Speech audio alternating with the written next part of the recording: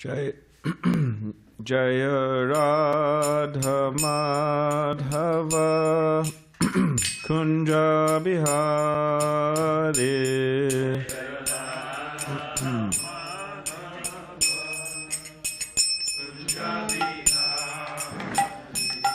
Jaya Radha Madhava Kunja Bihari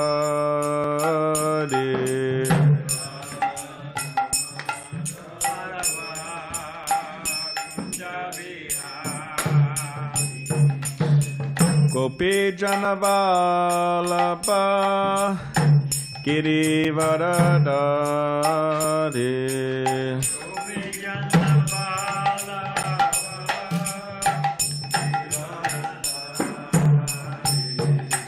Gopi Janavalabha Girivaradari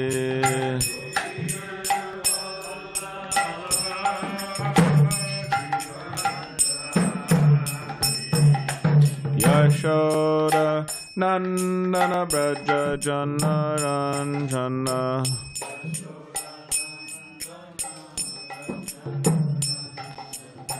Yashoda Nandana Braja Jana Ranjana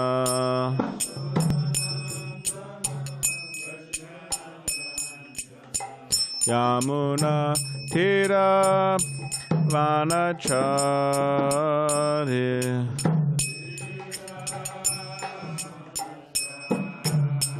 Yamuna Tira Vanachari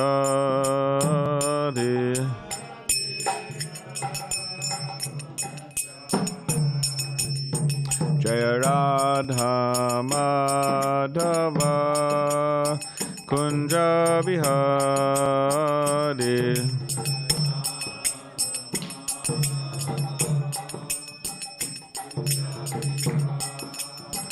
Jaya Radha Madhava Kunja Bihari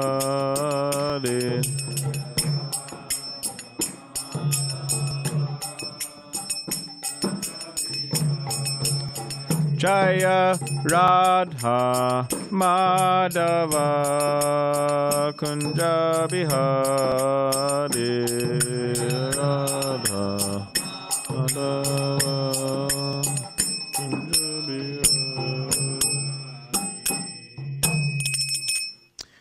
Jaya Vishnupad Paramahamsa Parivrajakacharya Ashtadarshada Shri Srimad His Divine Grace A.C. Bhaktivedanta Swami Prabhupada Ki Jai Jai Om Vishnupad Paramahamsa Parivrajakacharya Ashtadarshada Shri Srimad His Divine Grace Srila Bhakti Siddhanta Saraswati Thakur Prabhupada Ki Jai Ananta Koti Vaishnav Vrinda Ki Jai Namacharya Srila Haridas Thakur Ki Jai Prem Sikaho Shri Krishna Chaitanya Prabhu Nityananda Shri Advaita Gadadhar Shri Vasadi Gauda Bhakti Vrinda Ki Jai Shri Shri Radha Krishna Gopa Gopinath Shama Kund Radha Kund Giri Govardhan Ki Jai Vrindavan Dham Ki Jai Navadvip Dham Ki Jai Ganga Yamuna Mai Ki Jai Tulsi Maharani Ki Jai Bhakti Devi Ki Jai Samaveta Bhakti Vrinda Ki Jai New Govardhan Dham Ki Jai.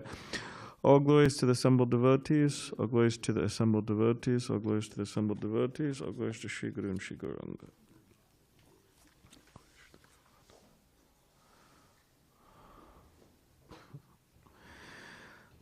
Om Namo Bhagavate Vasudevaya.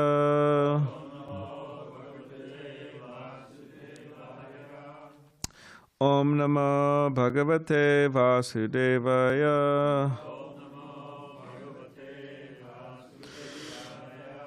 Om Namo Bhagavate Vasudevaya.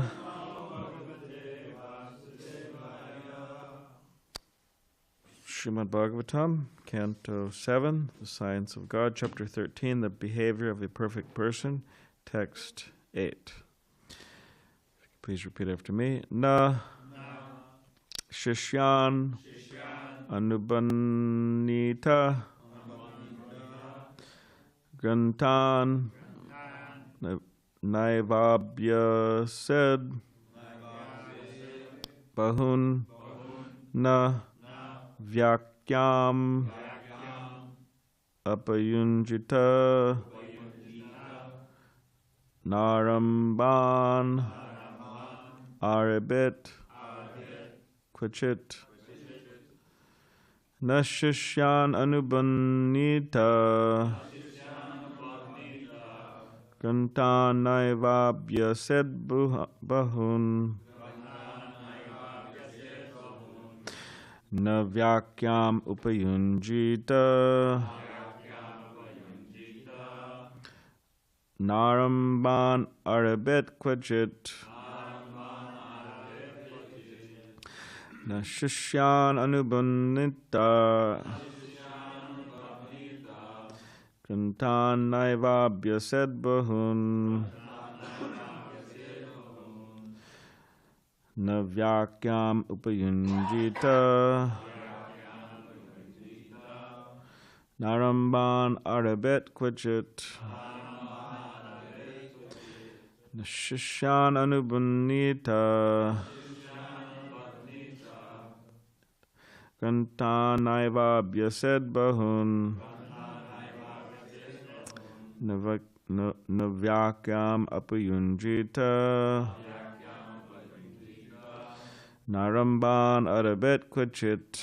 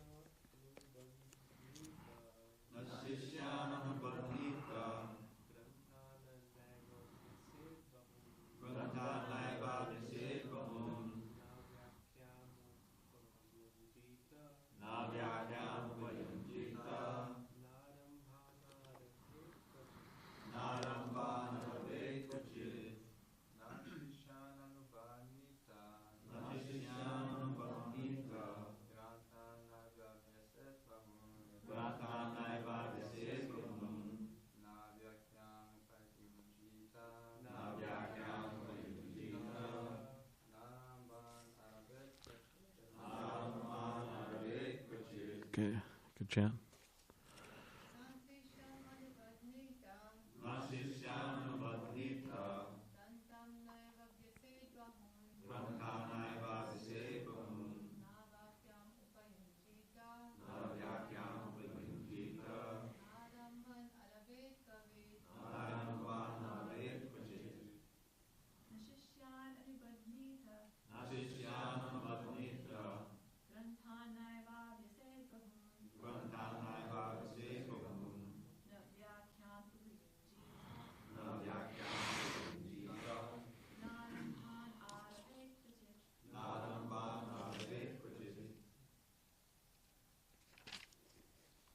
All right, word by word.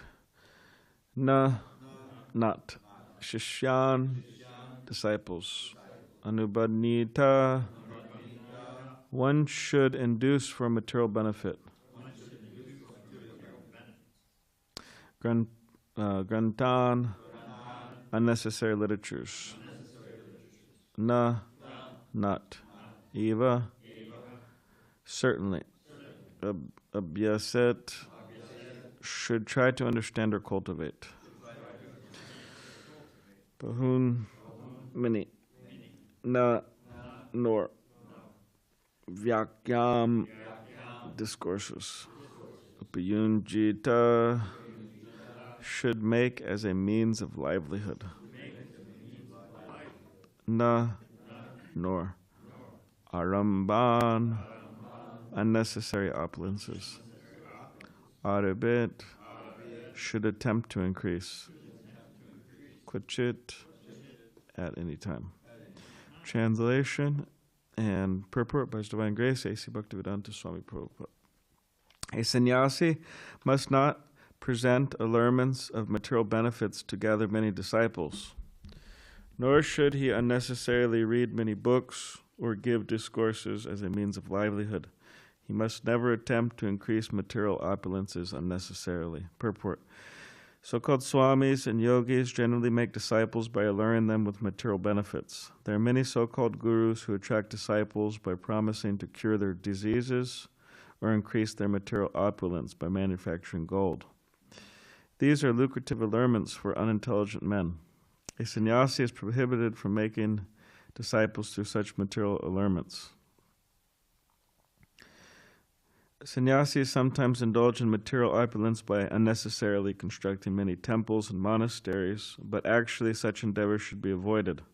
Temples and monasteries should be constructed for the preaching of spiritual consciousness or Krishna consciousness, not to provide free hotels for persons who are useful for neither material nor spiritual purposes. Temples and monasteries should be strictly off limits to worthless clubs of crazy men. In the Krishna consciousness movement, we welcome everyone who agrees at least to follow the movement's regulative principles: no illicit sex, no intoxication, no meat eating, and no gambling. In the temples and monasteries, gatherings of unnecessary, rejected, lazy fellows should be strictly disallowed. The temples and monasteries should be used exclusively by devotees who are serious about spiritual advancement in Krishna consciousness. Srila Vishwanath Chakravarti Thakur explains the word aramban as meaning matadi vyaparan, which means attempts to construct temples and monasteries. The first business of the sannyāsī is to preach Krishna consciousness, but if, by the grace of Krishna, facilities are available, then he may construct temples and monasteries to give shelter to the students, to the serious students of Krishna consciousness. Otherwise, such temples and monasteries are not needed. Om Jnana-timirandasya Gananjana Shalakaya Chakshulanmilitam Mena Tasmai Shri Gurave Namaha Mukam Karitivachalam Pangam Langai Tegadim Yak Kripatamaham Vande Shri Gurundinitalinam Vanchakopadrubhishta Kripa Sindhu Bevacha Patitanam Pavanebhyo Vaishnavebhyo Namo Namaha. Jai Shri Krishna Chaitanya Prabhu Nityananda Shri Advaita Gadadhar Shivasari Gaur Bhaktivinoda. Hare Krishna, Krishna Krishna, Hare Hare, Hare Rama, Rama Rama, Hare Hare. Translation again. A sannyāsī must not present allurements of material benefits to gather many disciples, nor should he unnecessarily read many books or give discourses as a means of livelihood. He must never attempt to increase material opulences unnecessarily.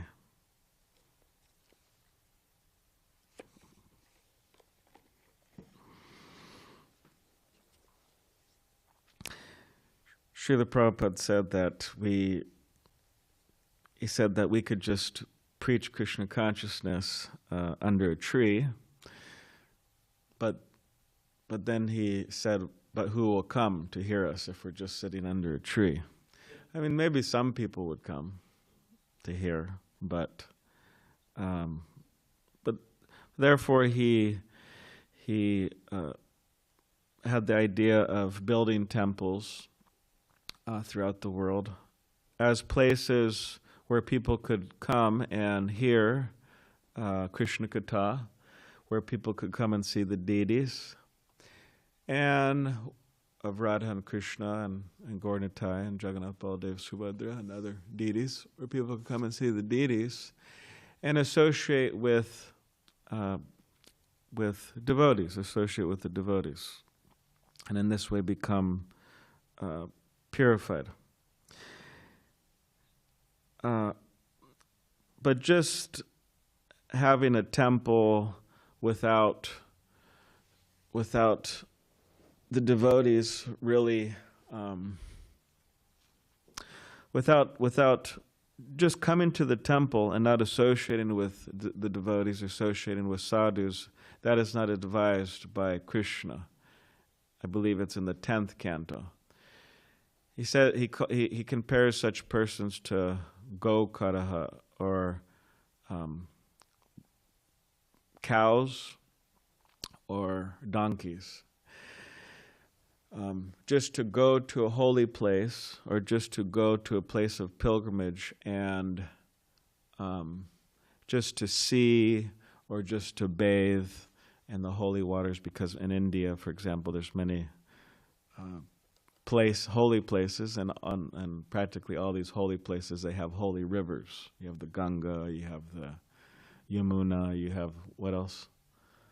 Saraswati. You have so many holy rivers. Now, of course, when you're doing your pilgrimage in America to the different ISKCON temples, you may not find so many holy rivers. Although Chaitanya Mahaprabhu, he would bathe in the ocean in Jagannath Puri, and the oceans are connected. So, of course, you could say maybe it's a long stretch, but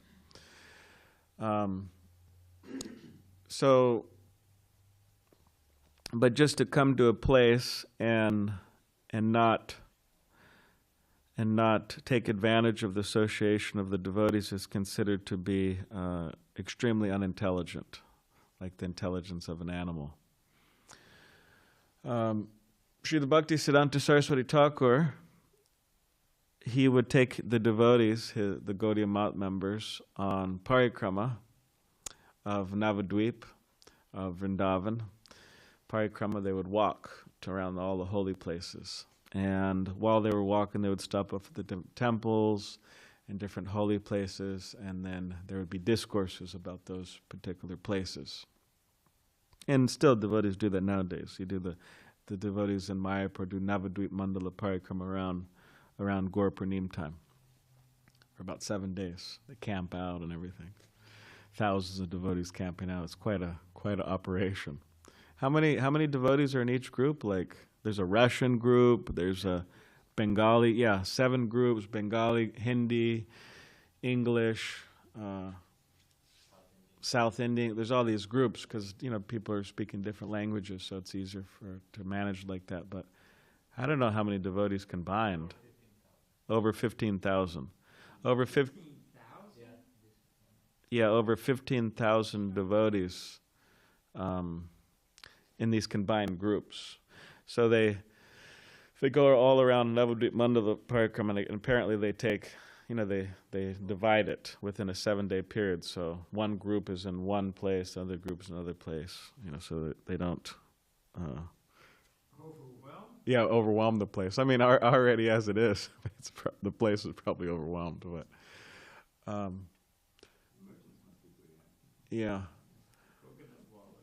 But Bhakti Siddhanta Saraswati Thakur, he would do that in his time. So one particular time, Srila Prabhupada happened to be there, one of these parikramas, and they were resting at a particular spot, and Bhakti Siddhanta Saraswati Thakur, he was speaking. And Bhakti Siddhanta Saraswati Thakur would speak for a very long time. 1 hour, 2 hours, 3 hours. He would speak for a very long time about Krishna Katha. And so there was some announcement that, okay, for anyone who wants to go and see the deity at this very famous temple, you could all come now. But for anybody who wants to hear Srila Bhakti Siddhanta Saraswati, you could stay and hear. So a lot of people, they got up and they went to go see the deity. And mostly his immediate followers, leaders and immediate followers, they stayed, as well as Srila Prabhupada. Srila Prabhupada wasn't initiated at that time, Abhayacharya, he wasn't. So he preferred to stay there and hear. And later on he commented that, I was thinking that, well, if I go and see this deity, what will I see? But if I In other words, yeah, what will I see? What will I understand of the deity? But better I sit here and hear from such an exalted person as Srila Bhaktisiddhanta Saraswati Thakur. And later, Srila Bhaktisiddhanta Saraswati Thakur, he said that he noted it in his in Abhay Charan that he liked to hear. And that was one of the reasons he initiated him. So, so we could think of that in our lives, that when we go to a temple, when we go to a holy place, when we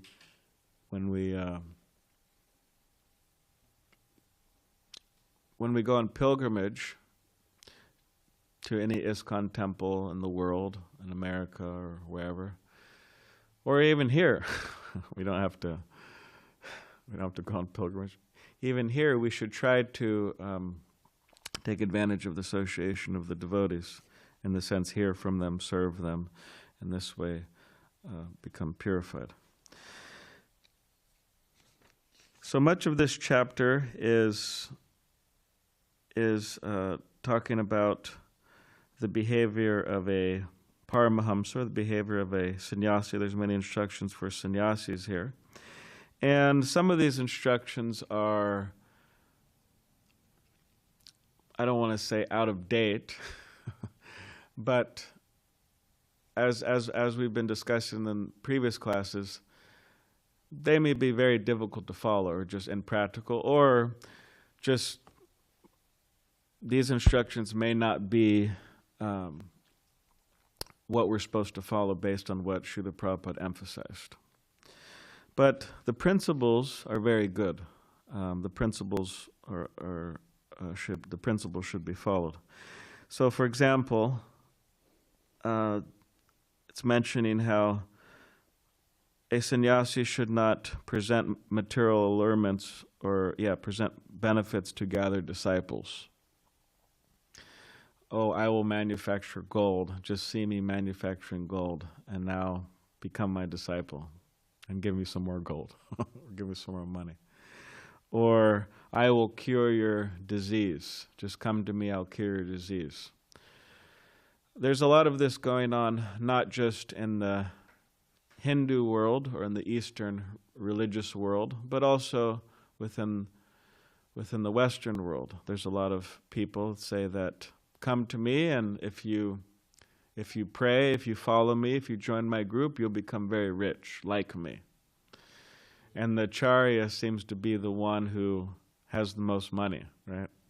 It's like, all right, this guy's a real acharya. This guy's a real acharya. He's a real teacher because he's really rich. And if we just follow him, we become like him. So this is a perversion of religion. If you want money, just go out and make it. There's plenty of money around. You could just go and make it. No need to use religion for this mundane purpose. Better engage in religion for the real purpose, which is prema pumarto mahan, the fifth goal of life, which is love for Krishna.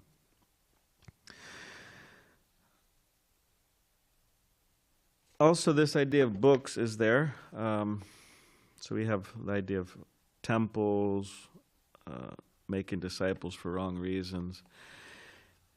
And then you have this idea of books, not reading so many books. This is mentioned in the Nectar of Devotion by Srila Rupa Goswami. Srila Prabhupada says that, nor should one be enthusiastic about reading various types of books, save and except the ones which lead to the advancement of devotional service. It's amazing how many books there are. I mean, nowadays, anyone could write a book and publish it. Thanks to... thanks to Amazon and other such companies. Previously, if you wanted to write something, you could write it, but in terms of publishing it, you have to find a company who will actually, who has faith in what you produced, and then they'll publish it. But nowadays, anybody could publish. And every day, somebody's writing a new book. So there's so many books to read, but Srila Prabhupada says here, no need to read so many books. Practically just focus on, he mentions 4 books. Bhagavad Gita, Srimad Bhagavatam, Teachings of Lord Chaitanya, and Nectar of Devotion. That will give him sufficient knowledge to understand the science of Krishna consciousness. One need not take the trouble of reading other books. I don't know. I could read the CC too. I could read the Chaitanya too. Yeah.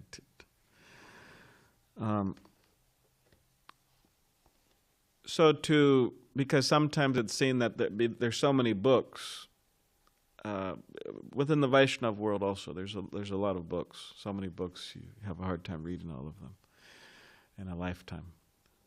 But to quote from this book, to quote from that book, to quote from this book, to quote from that book, just taking out the quotes without thoroughly studying them, without thoroughly reading them, without really understanding what they're trying to say, is not a good program. And it may, and the reason why people may do that is because if you quote from this Sandarbha and this Purana and this book and that book, then you seem very intelligent and very learned, although you haven't read the book from beginning to end.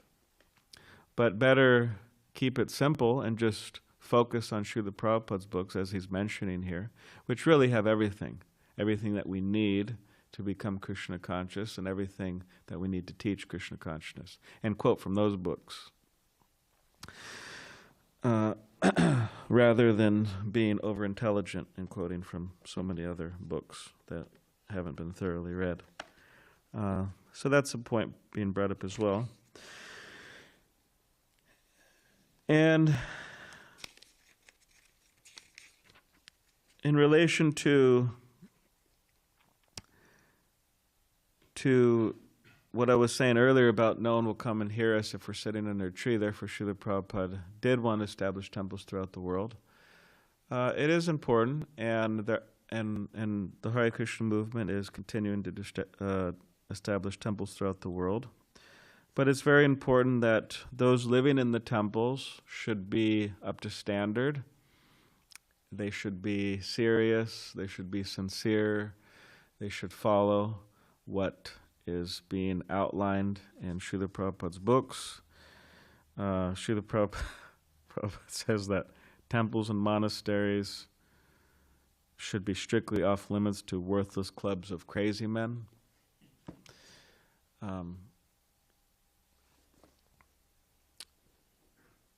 And therefore, devotees who are in the temple, they also have to be careful of who is allowed in the temple to stay. Of course, there is some liberalness in trying to give people an opportunity to at least try it out. But in terms of actually becoming a temple resident, there has to be some strong discrimination in that regard. Because many people, nowadays, it's not uncommon for people to have a bit of a streak of, what's the... I'm waiting for you to pick the word. What's the streak? I'm not sure. Huh? Confidence? Well, not streak of confidence. Arrogance? Yeah, streak of mental imbalance that is hiding beneath. That sometimes people disguise very well. You have Srila Prabhupada gives that story of a person. He speaks all different types of languages, and he wears his turban this way and that way, and his dhoti this way and that way. No one really knows where he's from. They can't really tell. So then the story goes that somebody comes up behind him and gives him a smack right in the back of the head, and then he says something in his native language. Prabhupada mentioned that in relation to Dr. Patel on the Juhu beach walks, that as soon as I started criticizing Mayavad and so many different things, and immediately he became agitated so he could understand his Mayavad leaning. So, so sometimes it may not be clear what someone's mental state is, but then it will come out in certain circumstances. Therefore, there should be a testing period, some type of test.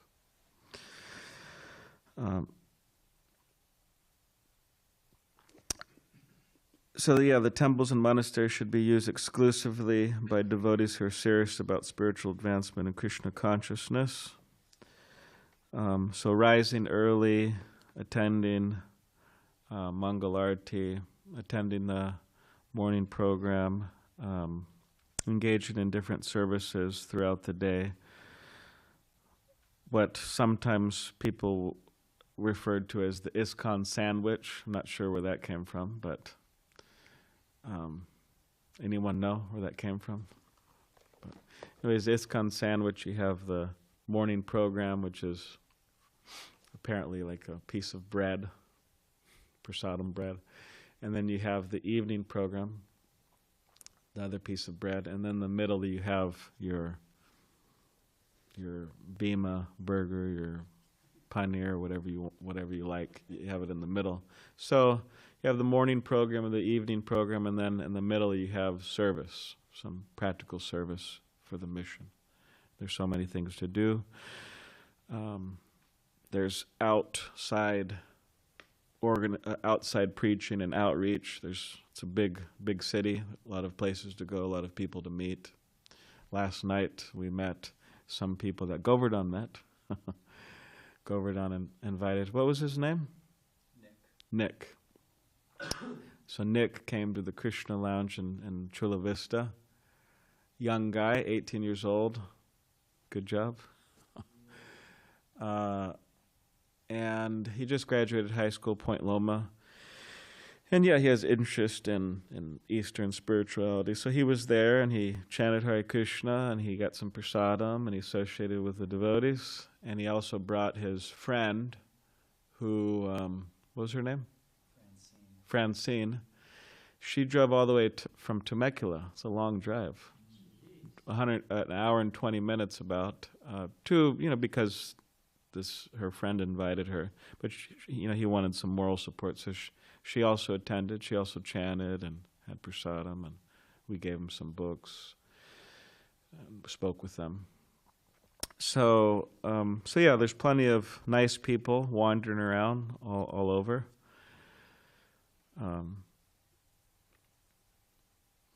Maybe some of you may not remember, but Mukunda Charan was wandering around Balboa Park.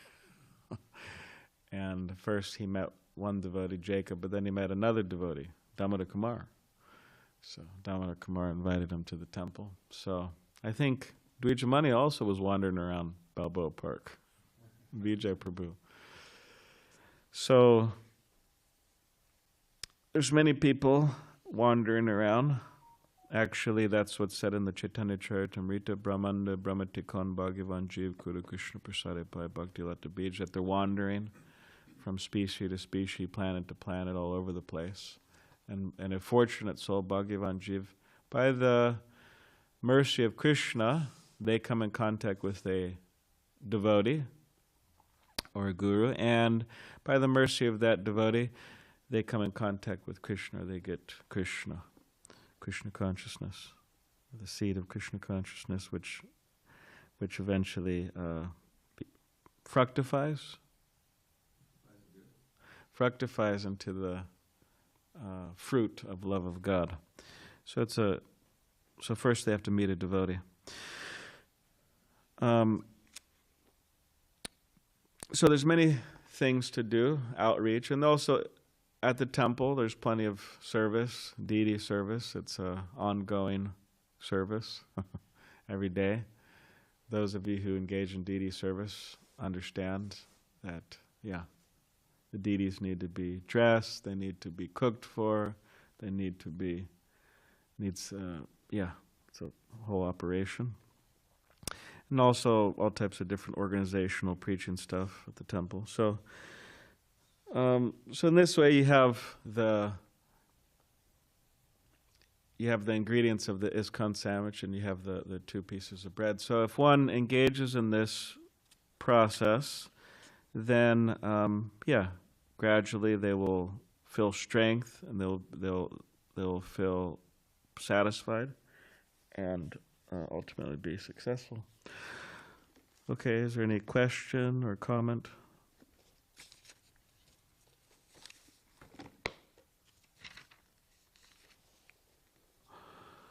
Hare Krishna. All right, Govardhan.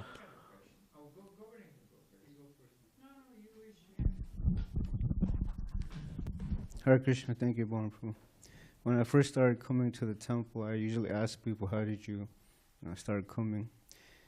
And this one person said she met a devotee, and she was very attracted by the behavior of the devotee, And she says she never met any person like that, very calm, peaceful.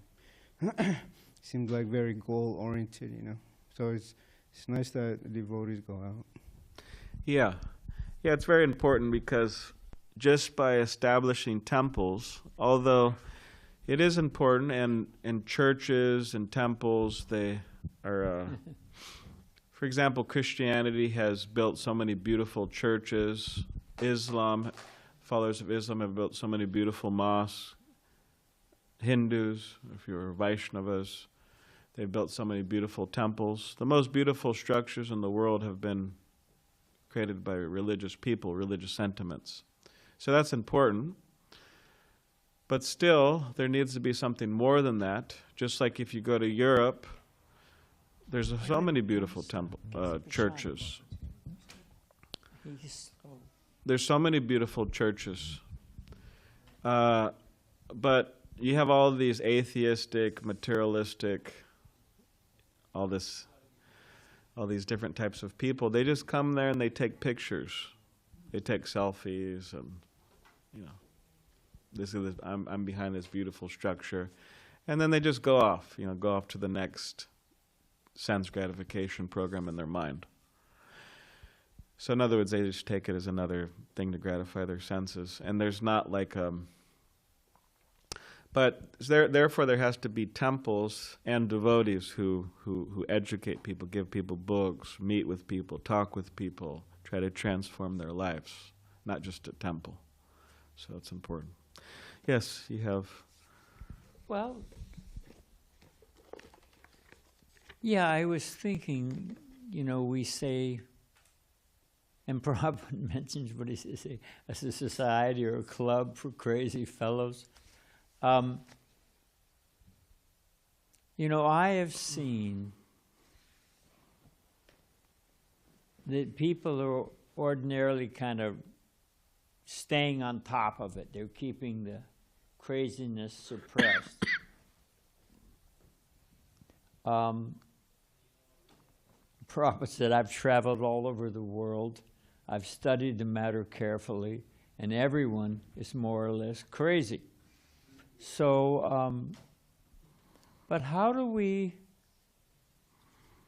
know if it's just a little bit of craziness coming out and we should tolerate it, or how do we, if they're violent and railing at the wind, that's one thing, but I'm just wondering, have you is it craziness? Is it just, relief from material suffering? I don't really have a solid question in there. Okay. I was just trying to get you over the line. Well, different temples have different standards, it seems. Yeah, there's different standards. So, Srila Prabhupada put the standard of, following the principles, the 4 principles, but here, over the years, I have experienced certain people staying in the temple that was just like, wow. Looking back on it, like, that was wild. They seriously had, they seriously had problems. And eventually it became to the point where it's like, okay, well, we have to ask this person to go. So we don't get into the details right now, maybe another time. We talk about it over breakfast. But yeah, there's a general thing of, okay, the person should be able to get up in the morning, the person should be able to do some service, the person should be able to cooperate with the devotees. They should be, yeah. But if they're not getting up in the morning, they're not able to do service, they're not really cooperating, it's just like difficult persons, then, and it's, and they just seem to be like that, and also there seems to not be, they seem to not want to make a change, then yeah, such persons, the temple's not for everybody, and it's a big world. Prabhupada's statement actually wasn't by Srila Prabhupada. It was by an astrologer. He said, this man, Prabhupada built a house the whole world can live in. So, hey, I got my suitcase, I'm knocking on the door. Well, just like in any house, you got to follow the rules. So there's rules of the house. So, yeah, he built a house the whole world could live in, but then the question of, are people serious enough to live in that house, or do they want to follow the program of that house, or the rules of that house? I mean, and you have examples also on the other side of, you have one person by the name of Peter. Devotees used to call him Crazy Peter. He was part of the Boston Temple. And what he would do is he would set up in the lobby. Now maybe back then there were so many devotees in the temple in Boston that maybe there wasn't much other place to set up. Give him the benefit of the doubt, but whatever. He used to set up in front of the lobby, get all of his stuff there. Sometimes he'd be sleeping there, and devotees were having a really hard time tolerating him. And then Satsvarup Das Goswami sent a letter to Srila Prabhupada on behalf of the devotees, and he said that we have this person here, and this is what he's doing, and we're thinking of asking him to leave the temple. So then Srila Prabhupada wrote back many things, but one of the things he said, Srila Prabhupada said, is, "What's the matter? Can't you tolerate?" So from that, he realized that, okay, we should just let this person stay. So they let him stay. Eventually, Giriraj Swami His Holiness Giriraj Swami tells a story that eventually he goes to India and he travels with Srila Prabhupada and he helps establish the Juhu temple. And many years later, 20 years later, something like that, he hadn't visited America for 20 years. So he comes back to America and he's in Los Angeles. And he's there in Tulsi, during the Tulsi Arti. And then he looks over, and he sees this person there, and he's thinking, "Is that Crazy Peter? That looks like Crazy Peter." For so many years, I haven't, because he was there with him in the Boston Temple. So then he asked the devotees, "Oh, who is that? Who is that person?" And the devotees said, "Oh, that's Kushakrata Prabhu." And then Giriraj Swami says, "Oh, Kushakrata? You mean the person who's been translating all the books of the Goswamis, all these amazing, beautiful masterpiece books, just absolutely amazing books within our tradition. He's been translating all those from Sanskrit into English, and nourishing the whole movement by that." And he said, "Yeah, that's him." And then he was thinking, Giriraj Swami was thinking that by Srila Prabhupada's giving this person a chance, by instructing him, Satsvarup Das Goswami and other devotees to allow him to stay, you could see the result, that he became a wonderful devotee, and he was, translating, doing this wonderful service. So that's also there. So it's up to the leaders to make their decision. Vijnani? Who's that? Vijnani. even after he was initiated, he moved from the crazy category to eccentric. Yes. Eccentric. It's Yes. a little more elegant. And because there was the temple room door here in San Diego, there was only one door into the temple room. And because he was a brahmachari and didn't want to mix with ladies, he would climb out the window on the ground floor. But rather than use the door and perhaps come close to a woman, he would climb out the window. Yeah, he spent some time here, I heard. Yeah. Gunagraham, I said, no, just use the door. I think the thing is that, as Prabhupada says in one purport, don't be a source of dread to others. Yeah. I think if they're actually, a source of severe embarrassment that repel, crazy people drive away sane people. So if the person is so odd in their behavior that they scare off, we work so hard to meet nice people and give them a chance. They get a book, they come to the temple, so we have to be a little careful that, and I'll tell you the measure that I use. If they're trainable, if there's a retention rate, if you say, hey, you really can't go down the street and use the neighbor's faucet and brush your teeth in the morning, on their lawn. You just can't do that, which we had people do.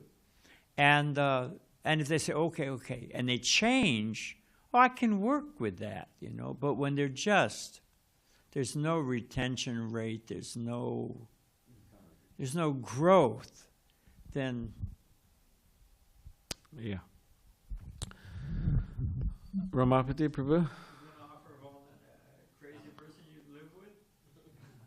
I was just wondering, we've been hearing about reading different books. I mean, in ISKCON we see hundreds of books being published. So how do you decide which book to read? I mean, I guess there's all devotional books, and then beside that, a lot of devotees have written their own realization and their understanding. Would you like to comment? How do you deal with the fact that Prabhupada said we should write? Yeah. Would you like to comment on that, Dravida Prabhu? I'm not sure. Anyway, there are many books, and I think it's clear that we have to prioritize Prabhupada's books, which are very vast in and of themselves. So, if someone is asking, should I read this, should I read this, you should first read in Bhagavad Gita, become well versed, and concentrate on Prabhupada's books. That sets a certain standard by which you can, judge the other books. Well, this book is not agreeing with Prabhupada, is too weird. But there is some real, probably Lamrita, obviously, is something that we should relish. But you're right. The thing is, one of the things that I think has happened is because writing, Prabhupada encouraged us to write, is in itself a wonderful meditation. And devotees find, if they can write and they can actually, that it's very, very enlivening. I've experienced that a little bit. So one has to consult with senior devotees, someone, rather than just, look in the library and pick out the book that sounds like it might be good. Yeah. And in that way, you'll be culturing, getting right. Yes, consultations. Always the best. Of Of course. We have some guidance from our governing body commission. And every year they discuss different topics, and they offer guidance to the devotees. Prabhupada said part of the GPC duty is to be acharya-like, which means in your personal behavior, but also to offer guidance and shelter. And there's a wonderful resolution in the GBC resolution. Every year, some come from Mayapur at the annual general meeting in Mayapur. And one of them has to do, it's actually written by Rubinder Sarup Prabhu, one of the great thinkers of our society, that, and Prabhupada himself, there were some sannyāsīs that were going out and, off into outer space and associating with the Gaudiya Math and introducing all kinds of odd ideas. And Prabhupada said that their name is not on the building, my name is on the building. Now this is Prabhupada, who was humility personified in so many ways. But in his role as a teacher and the founder, he said founder Acharya. Who is listed as the founder Acharya on every single temple building in ISKCON? Who? Anybody know? Bhakti Chad. Do you know who's written as founder Acharya? A.C. Bhaktivedanta Swami, His Divine Grace. So everything, so Prabhupada's point is that he is the, if you cut the root, the tree will die. It looks very luxurious. There's actually a main root that goes down from most plants. It's called a tap root. And you cut that tap root, and the rest of the tree will die. So the tap root of ISKCON is our founder Acharya, Srila Prabhupada. So you want to have the majority of your diet. We all, what do the French say? What is life without a little jam? What is bread without a little jam? You need a little something flavorful or something. Fine, you read this book. I read different books, But the majority of our diet should be Srila Prabhupada's books, because he is our founder Acharya.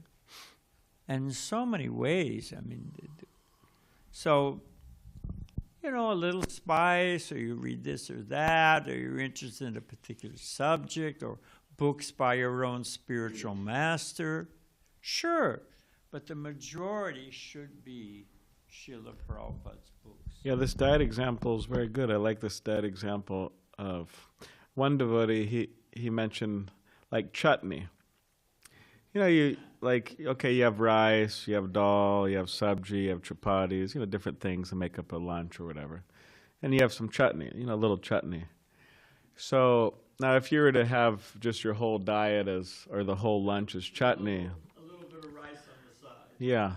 So he would refer to Srila Prabhupada's books as the things comprising the other parts of the meal, the main parts of the meal. And this chutney, he would say, is like Kadambakana Swami, he was mentioning this, that the chutney is like reading other books and things from other people. So I like that example. And also just lastly, I remember I was reading the book Gopi Pranadhana Prabhu translated, that Brihad Bhagavatamrita some years ago. It was a great book. And although at times when I was reading the purports, I was, no offense to Gopi Pranadhana Prabhu, but I was just thinking to my mind, I was like missing Srila Prabhupada's purports, because there's a special nectar in Srila Prabhupada's purports and his commentaries. He himself said they're his devotional ecstasies. So yeah, I always feel that there's a special nectar in those purports, and yeah, so. Yeah, that's great. I just wanted to toss in, there's a morning walk, and a devotee says, he's a nice devotee, and he chirps out, oh, Srila Bhakti Vinod Thakur is my favorite writer. Prabhupada said, second favorite. Meaning you should read his book, you know. Yeah. Brihad Bhagavatamrita. One of the reasons they chose that book was because Prabhupada mentions it in the purport in the CC. Yeah. That if you really want to understand Krishna consciousness, you should read Brihad Bhagavatamrita. So that was a safe book. And you may not realize this, but this is the kind of the apotheosis of Jayawada Swami's editing. He had a tremendous role in making the book sound like what it is now. Oh, Brihad Bhagavatam. Yes. Oh, yes. I didn't know that. And it's in emotional ecstasies, not devotional ecstasies. Sorry. Emotional, devotional. Okay. Okay. Grantrad Srimad Bhagavatam ki jai.